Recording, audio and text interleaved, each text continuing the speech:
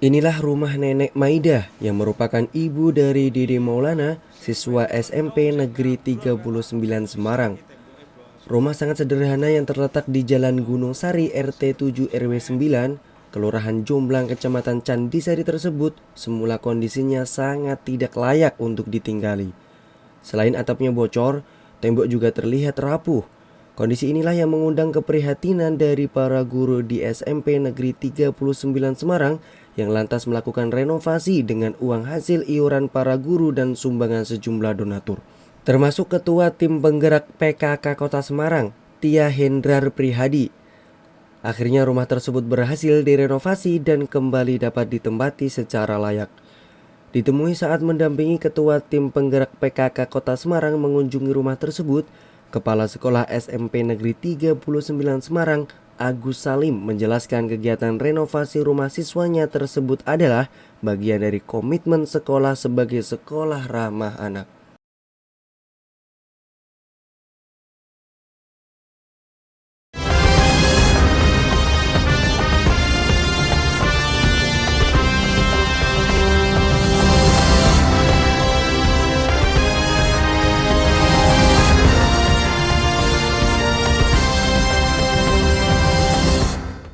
Assalamualaikum warahmatullahi wabarakatuh. Salam sejahtera, kabar sepekan kembali hadir dengan rangkuman berita terbaik selama satu pekan terakhir. Anggota DPD RI Abdul Khalik mendorong pemerintah Jawa Tengah mengembangkan poros ekonomi di wilayah Jawa Tengah bagian timur dan selatan. Sebab menurutnya banyak potensi di kedua wilayah tersebut yang dapat dimaksimalkan. Selain sebagai kawasan industri, juga dalam hal pengembangan pariwisatanya. Hal ini disampaikan anggota Dewan Perwakilan Daerah Republik Indonesia DPD RI dari Jawa Tengah Dr. Abdul Khalik dalam diskusi pemaparan hasil pengawasan DPD RI di kantor DPD RI Kamis siang.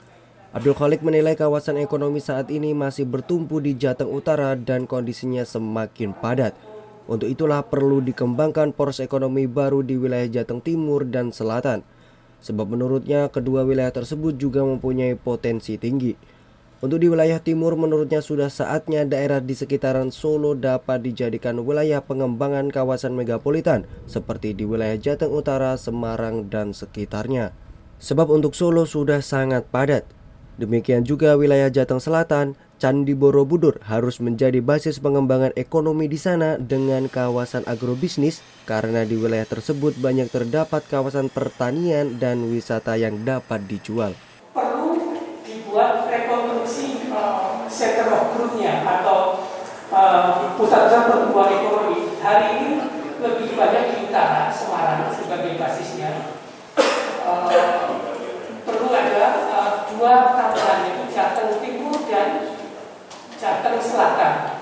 Jateng Utara tentu dia adalah kawasan megapolitan, karena kalau dilihat kriterianya kan lebih dari 5 juta.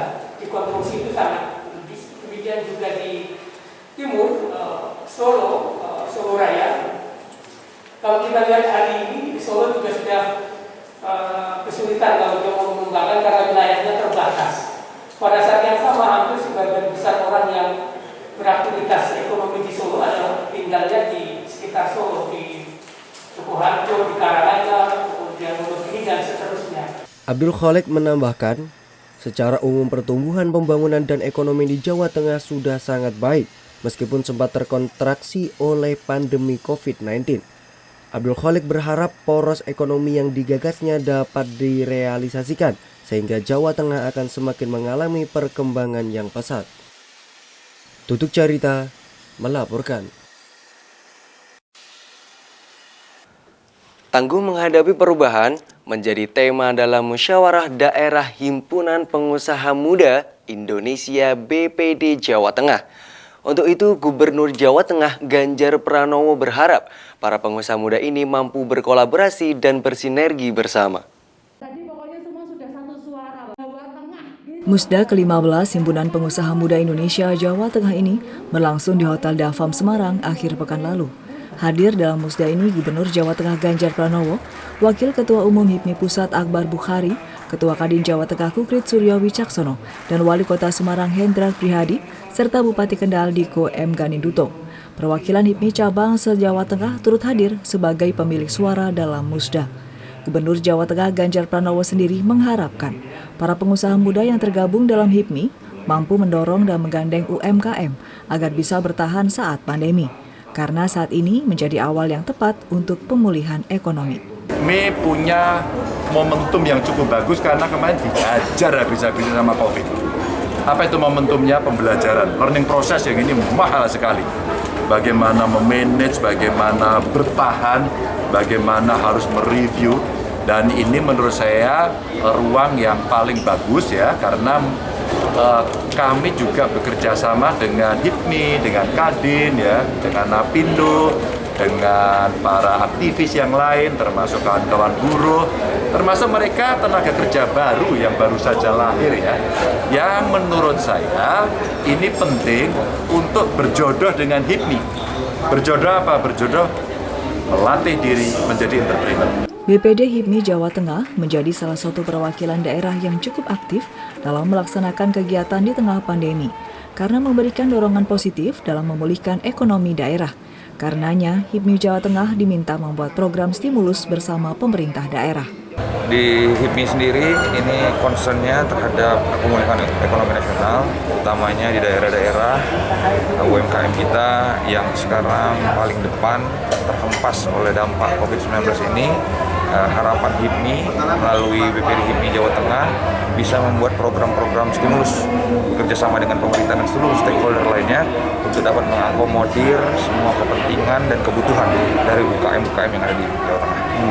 Pemilihan Ketua Umum HIPMI Jawa Tengah kali ini berlangsung secara aklamasi, di mana Wulan Rudi Prasetyo terpilih sebagai Ketua Umum HIPMI Jawa Tengah periode 2022 hingga 2025. Restu Indah melaporkan.